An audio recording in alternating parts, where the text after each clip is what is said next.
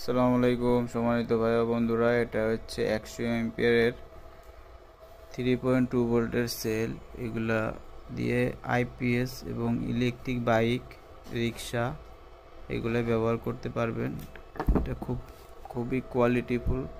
এটা internal resistance আছে মাত্র 0.40 ইন্টারনাল রেজিস্ট্যান্স আছে।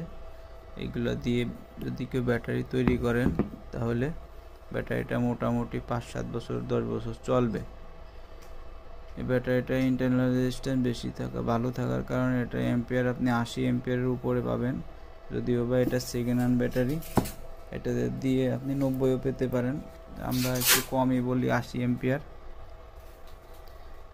আর এর সাথে যে বিএমএসগুলো লাগবে, বিএমএসগুলো আমাদের কাছে আছে।